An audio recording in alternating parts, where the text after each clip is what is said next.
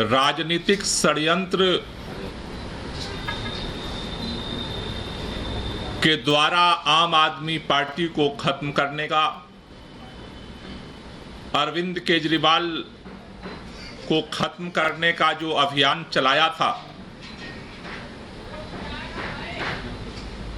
जिस तरह से भारतीय जनता पार्टी की सरकार ने ईडी को, सीबीआई को अपना हथियार बना करके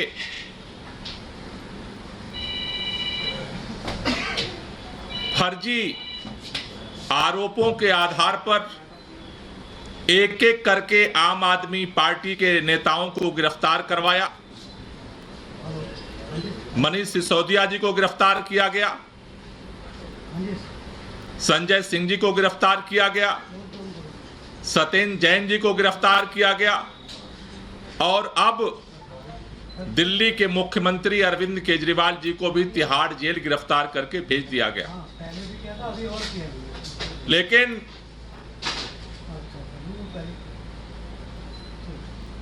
कल सुप्रीम कोर्ट से संजय सिंह जी की जमानत मिलने के बाद एक बात स्पष्ट हो गई है कि जो बात बार बार कही जा रही थी कि बिना किसी सबूत के, बिना किसी प्रमाण के, डरा करके, धमका करके, दबाव बना करके लोगों को सरकारी गवाह बना करके झूठे आरोप लगा करके ये सारी गिरफ्तारियां की गई हैं। कल सुप्रीम कोर्ट में ये सारा सच सामने आया है। ये भारतीय जनता पार्टी की षड्यंत्र और तानाशाही की सबसे बड़ी हार है। कल उनके सभी साजिशकर्ताओं को मुंह की खानी पड़ी है। 6 महीने से आपने बार बार सुना होगा अरविंद केजरीवाल जी को गिरफ्तार क्यों किया। भारतीय जनता पार्टी के सारे नेता एक ही बात दोहराते हैं, 9-9 सम्मन भेजा, 9-9 सम्मन भेजा, 9-9 सम्मन भेजा, और अरविंद केजरीवाल पूछताछ के लिए नहीं आए, इसलिए उनको गिरफ्तार कर लिया गया। कल कोर्ट के सामने ये बात आई, संजय सिंह को एक भी सम्मन नहीं भेजा गया। अचानक बिना सम्मन भेजे ईडी संजय सिंह जी के घर में घुसी और 5-6 घंटे बाद उठा करके लेके चली गई। 6 महीने जेल में रखा और निकला क्या? कोई सबूत नहीं, कोई मनी ट्रेल नहीं। 6 महीने में कुछ भी नहीं मिला। कल ईडी के सामने बोलने के लिए, ईडी कोर्ट के सामने ईडी को बोलने के लिए कुछ भी नहीं बचा था। यह है इस पूरे केस की सच्चाई। और इसी तरह से षड्यंत्र करके हमारे सभी नेताओं को, और इसी तरह के षड्यंत्र करके दिल्ली के मुख्यमंत्री को भी बिना एफआईआर, बिना किसी आरोपी के आप मुख्यमंत्री को उठा करके आपने जेल में बंद कर दिया। लेकिन सुप्रीम कोर्ट के अंदर कल संजय सिंह जी की जो जमानत मिली है, उसने भारतीय जनता पार्टी के इस सारे षड्यंत्र का पर्दाफाश किया है। और ये एक बहुत बड़ी भारतीय जनता पार्टी को हार मिली है, उनके षड्यंत्रकारियों को एक हार मिली है। इसमें निश्चित रूप से जिस तरह से दिल्ली के मुख्यमंत्री अरविंद केजरीवाल को भारतीय जनता पार्टी ने गिरफ्तार करवाया, उसके बाद जिस तरह से रामलीला मैदान में पूरा देश इकट्ठा हुआ, दिल्ली के लोग इकट्ठे हुए, पूरे देश में इसके खिलाफ आवाज उठ रही है।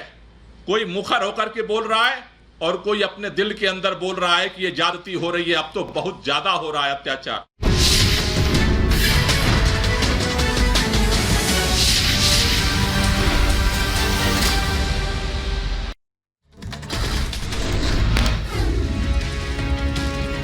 बीएसपी ने लोकसभा चुनाव के लिए स्टार प्रचारकों के नाम की लिस्ट जारी की। मायावती, आकाश आनंद और सतीश चंद्र मिश्रा करेंगे चुनावी प्रचार। मध्य प्रदेश के सीएम मोहन यादव ने राहुल गांधी पर साधा निशाना। कहा, राहुल पर कौन करता है विश्वास, उनकी अपनी ही पार्टी उन्हें नहीं करती स्वीकार। राहुल की बात को भरोसा कौन करता है? राहुल जो बोलते हैं उसमें कोई तथ्य होता नहीं, ना गंभीरता होती है। उनकी खुद की पार्टी को गंभीरता से नहीं लेती तो कोई कैसे क्या करेगा। उत्तर प्रदेश के मुरादाबाद से समाजवादी पार्टी के नेता डॉक्टर एसटी हसन ने टिकट कटने पर जताई अपनी नाराजगी। कहा, टिकट कटने के बाद लगातार समर्थकों में निराशा है, कार्यकर्ता नाराज है। शिवपाल यादव अपने बदले अपने बेटे आदित्य यादव को चुनाव लड़वाने पर बोले धर्मेंद्र यादव। कहा, चाचा के लिए काम करने में हिचक होती, भाई के लिए बिना हिचक के काम करूंगा। केंद्रीय मंत्री अनुराग ठाकुर ने विपक्ष पर निशाना साधा। कहा, भ्रष्टाचारी एक मंच पर एकत्रित हो रहे हैं। अभी 4 भ्रष्टाचारी जेल गए हैं, 2 और जाने हैं। यूपी सरकार में मंत्री सुरेश कुमार खन्ना का विपक्षी गठबंधन पर बड़ा हमला। कहा, सब मिलकर मोदी को हटाना चाहते हैं, विपक्षी नेताओं की सोच आपस में नहीं मिलती। मध्य प्रदेश के जबलपुर में कैलाश विजयवर्गीय ने एनडीए की जीत का दावा किया है। कहा, अब की बार 405 छिंदवाड़ा भी जीतेंगे। प्रकाश आंबेडकर ने बारामती सीट पर सुप्रिया सूले को अपना समर्थन दिया। प्रकाश आंबेडकर ने अपनी पार्टी का उम्मीदवार नहीं उतारा। उत्तर प्रदेश के लखीमपुर खीरी से बीजेपी प्रत्याशी अजय मिश्र टेनी ने इंडी गठबंधन पर निशाना साधा है। कहा, इंडी गठबंधन के सभी नेता भ्रष्टाचार में लिप्त हैं। यूपी के तीसरे चरण की 10 सीटों पर आज पीएम मोदी करेंगे वर्चुअल रैली। नमो ऐप के जरिए बूथ कार्यकर्ताओं को करेंगे संबोधित, जीत का देंगे मंत्र।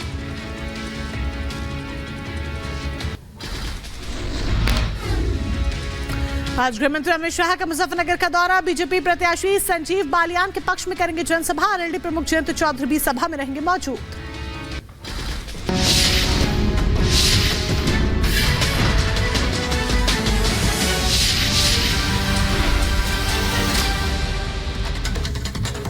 वो चुनाव लड़े, विपक्ष में कोई ना कोई तो खड़ा ही होगा। और मुझे ऐसा लगता है कि अगर इतना ही प्यार था, सचमुच प्यार होना भी चाहिए, तो राज्यसभा का सीट 90 विधायक हैं तो देना चाहिए। उसने बेटी ने अगर त्याग किया और बेटी का प्यार है तो करना चाहिए, लेकिन इस रास्ते से प्यार जताना कहाँ तक उचित है लोग ही तय करेंगे। लालू जी ने किस परिस्थिति में लाकर रोहिणी को खड़ा कर, मुझे नहीं पता है, लेकिन मैं ये बात ज़रूर जानता हूँ कि हम पॉलिटिशियन या हम भी एक पॉलिटिकल व्यक्ति हैं, और किसी राजनीतिक पार्टी में कैंडिडेट्स का इतना अभाव हो, राष्ट्रीय जनता दल में इतना अभाव हो कि एक स्थान पर अपनी बड़ी बेटी को लड़ाते हैं, फिर अपने बड़े बेटा को लड़ाते हैं, फिर अपने छोटे बेटे को लड़ाते हैं, उसको एमएलए बनाते हैं, उसको उप मुख्यमंत्री बनाते हैं, बेटी को मेंबर ऑफ पार्लियामेंट बनाते हैं राज्यसभा का, फिर उसे लोकसभा भी लड़ाते हैं, फिर दूसरी बेटी को भी लोकसभा लड़ाते हैं, खुद भी चुनाव लड़ते हैं। तो आखिर ये क्या है, और क्या देश के लोग या उनके समाज के लोग हैं या उनके पार्टी के लोग इसे स्वीकार करेंगे कि नहीं, ये एक बड़ा सवाल आने वाले दिनों में शायद खड़ा हो सकता है। मतलब आपका इशारा है समाज का, मतलब कि लालू जी को दूसरा और कोई यादव उम्मीदवार नहीं मिला यहाँ से, सारण से। अब ये आपका विश्लेषण है, लेकिन मुझे लगता है कि शायद सारण कहिए या पूरे बिहार में कहिए, ये कहीं ना कहीं कल सवाल उठेगा कि क्या आपको अपने इतनी बड़े पॉलिटिकल पार्टी में, जहाँ आपके लगभग 80 विधायक हैं, आपको एक कैंडिडेट नहीं मिलता है, तो ये एक बड़ा सवाल तो उठेगा। तो प्रधानमंत्री नरेंद्र मोदी ने बड़ा मुद्दा बनाया है परिवारवाद को लेकर, और नीतीश जी ने भी परिवारवाद का मुद्दा उठाया था कर्पूरी ठाकुर के जयंती के अवसर पर। तो क्या आपको लगता है कि परिवारवाद जो है, डायनेस्टिक पॉलिटिक्स कंट्री में एक जहर की तरफ फैलता जा रहा है, जो कि प्राइवेट लिमिटेड कंपनी बना दिया है? पहले भी कांग्रेस को भी इसका बड़ा नुकसान हुआ है, और आप कांग्रेस के हालात को देख सकते हैं। मुझे लगता है कि उसी प्रकार से राष्ट्रीय जनता दल की भी हालत है, और ऐसा नहीं है कि मैं छपड़ा में रहता हूं तो मुझे राष्ट्रीय जनता दल के कार्यकर्ताओं की टीस का अंदाज़ा नहीं है। और कहीं ना कहीं ये चर्चा तो होती है कि क्या परिवार के बाहर कोई उम्मीदवार नहीं मिलता है, कोई लायक नहीं है, तो एक बड़ा सवाल खड़ा हो रहा है। और कहीं ना कहीं एक बंधुआ मजदूर की तरह एक राजनीतिक पार्टी को चलाया जा रहा है अपने मतदाताओं के लिए। लेकिन ये मेरा सवाल नहीं है, ये सवाल उनके लोगों के लिए, वो पूछे, मुझे इस पर कोई टिप्पणी नहीं करनी है। तो राजीव प्रताप रूडी को आपने यहां पर सुना, जिनका मुकाबला है सिंगापुर में रहने वाली लालू प्रसाद यादव की बेटी रोहिणी आचार्य से, जो कि बिहार के सारण लोकसभा सीट से आरजेडी की उम्मीदवार बन गई हैं और सियासी मैदान में हैं। रोहिणी के सारण से लड़ने से चुनावी मुकाबला अब और भी ज्यादा दिलचस्प हो गया है। रिपब्लिक भारत की टीम ने रोहिणी आचार्य से बातचीत की है, सुनिए जरा। हमारे साथ मौजूद हैं रोहिणी आचार्य, जो कि सारण से राजीव प्रताप रूडी के खिलाफ चुनाव लड़ रही है, जनता का अभिवादन कर रही। आप राजीव प्रताप रूडी के खिलाफ हैं, क्या आशान्वित है कि आप चुनाव में सक्सेसफुल हो जाएंगी? नहीं, मेरे लिए तो मेरी जनता लड़ाई कर रही है। हाँ जी, मेरे लिए मेरी जनता लड़ाई कर रही है। मेरे आगे राजीव प्रताप रूडी जी मेरे अभिभावक, मीडिया पे भी काफी एक्टिव रही। राजीव प्रताप रूडी जी मेरे अभिभावक हैं। हम उनसे आशीर्वाद मांगते हैं कि चाचा हमको विजयी भव का आशीर्वाद दीजिए। हम अपना संस्कार नहीं भूले हैं, सबको प्रणाम करते हैं। आपको क्या लगता है रूडी जी ने क्या ऐसा काम नहीं किया है जो आप आगे चल के यहाँ के क्षेत्र इतना गिना रही है ना? जो योजना मेरे पापा ने दिलवाया था वही योजना है। उसके बाद से राजीव प्रताप रूडी अंकल ने क्या नया योजना निकाला है? क्या हुआ? मढ़ौरा का ये चीनी फैक्ट्री वाला का क्या हुआ? लालू जी भी यहाँ से कई बार प्रतिनिधित्व किए हैं, तो क्या आपको लगता है कि उनके विरासत को आप आगे बढ़ा पाएंगे? क्योंकि लालू जी के बाद आपके परिवार से यहाँ पर कोई चुनाव जीत नहीं पाया। राबड़ी देवी भी लालू जी की विरासत स्लो कर दो। लालू जी की विरासत पूरी बिहार की जनता है। मुझे पूरा विश्वास है कि बिहार की जनता लालू जी की विरासत को आगे सदियों तक बढ़ाते रहेगी। आप सिंगापुर से यहाँ रहने आ गई हैं, वापस यहाँ पर रहेंगी? हाँ, तो सिंगापुर में जहाँ पति काम करेगा वही ना पत्नी रहती है। हाँ, आपकी बीवी आपको छोड़ करके तो कहीं और नहीं चली जाएगी। पति मेरे वहाँ काम करते थे। मैं एक किसी की बीवी हूँ, किसी की माँ हूँ, हाँ, किसी की बहू हूँ, तो मेरी जिम्मेदारियाँ थी। नहीं तो मैं तो राजनीति में मैं चाहो तो। आप ये माइक पकड़ के आप क्या संदेश देना चाहेंगे सारण के लोगों से?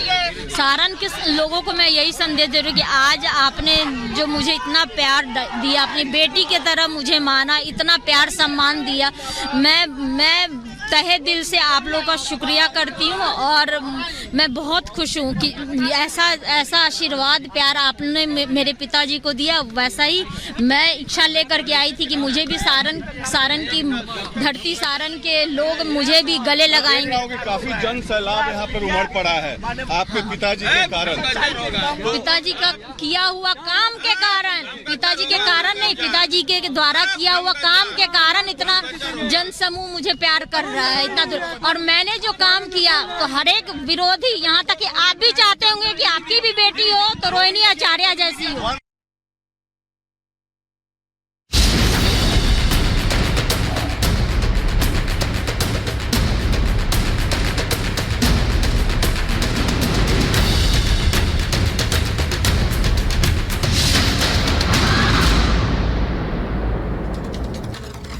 अरविंद केजरीवाल फिलहाल तिहाड़ जेल में बंद है, न्यायिक हिरासत में। और इस बीच आतिशी ने एक बड़ा दावा किया है। उनका कहना है कि अरविंद केजरीवाल का वजन लगातार घटता ही जा रहा है। हिरासत के दौरान करीब 4.5 किलो वजन उनका कम गया है। डायबिटिक हैं अरविंद केजरीवाल, उनकी तबीयत बहुत अच्छी नहीं रहती है, उनकी सेहत खराब हो रही है, ये दावा किया गया है आतिशी की तरफ से। जेल में घट रहा है केजरीवाल का वजन। आपको बता दें कि 14 दिन की न्यायिक हिरासत में फिलहाल तिहाड़ जेल में बंद है अरविंद केजरीवाल। और इस दौरान आतिशी कह रही हैं कि उनकी तबीयत को लेकर जो जानकारी दी है, 4.5 किलो वजन उनका घट गया है। और जतिन हमारे सहयोगी हमारे साथ जुड़ चुके हैं। जतिन का सीधे यहाँ पर रुक करेंगे। जतिन, अभी दिन कुछ ज्यादा भी नहीं हुए और अरविंद केजरीवाल को लेकर खबर आ रही है क्योंकि वो अस्वस्थ हैं, डायबिटीज के पेशेंट है, वजन तेजी के साथ गिर रहा है। दूसरी तरफ सुनवाई पर भी नजर है कि राहत मिलेगी या नहीं, जिस तरीके से उन्होंने रिहाई की मांग की है। क्या अपडेट? आज बिल्कुल देखिए, आम आदमी पार्टी की तरफ से ऐसा बोला गया है कि अरविंद केजरीवाल का जो वजन है तकरीबन 4.5 किलो कम हुआ है। लेकिन जेल एडमिनिस्ट्रेशन का साफ तौर पर कहना है कि अरविंद केजरीवाल की तबीयत बिल्कुल ठीक है, उनको किसी भी तरीके की परेशानी नहीं है। हालांकि ऐसी कोई अगर स्थिति होगी तो जेल के अंदर ही अस्पताल है, वहां पर उनको ले जाया जाएगा। लेकिन वो अपना जो रूटीन वर्क है जेल के अंदर वो कर रहे हैं। क्या उनका सुबह भी चेकअप किया गया क्योंकि शुगर के वो पेशेंट है, तो डेली बेसिस पर उनका शुगर और बीपी जो है वो चेक किया जाता है। हालांकि आपको याद होगा कि आम आदमी पार्टी की तरफ से ऐसा ही दावा इससे पहले भी किया गया था जब ईडी कस्टडी में अरविंद केजरीवाल थे। लेकिन आज आम आदमी पार्टी की मंत्री आतिशी ने बोला कि तकरीबन 4.5 किलो वजन अरविंद केजरीवाल का कम हुआ है। हालांकि हालांकि जेल एडमिनिस्ट्रेशन का साफ तौर पर यही कहना है कि वो बिल्कुल स्वस्थ है, जो नॉर्मल दिनचर्या है वो उसमें उसका अपना हिस्सा ले रहे हैं। सुबह उठने के बाद वो मेडिटेशन भी अपनी सेल के अंदर करते हैं और जो जरूरी चीजें कोर्ट के जरिए उनको मुहैया कराने की बात की गई है वो सभी चीजें दी गई है, चाहे वो दवाइयों को लेकर हो, टेबल कुर्सी को लेकर हो, घर के खाने को लेकर हो, जो जिन दिनचर्या एक तरीके से तिहाड़ प्रशासन की उसको वो फॉलो कर रहे हैं और अभी तक किसी भी तरीके की समस्या नहीं हुई है। इन केस अगर ऐसी सिचुएशन आती है, तो इस तरह की जानकारी अब दी गई है। हालांकि जाहिर तौर पर जब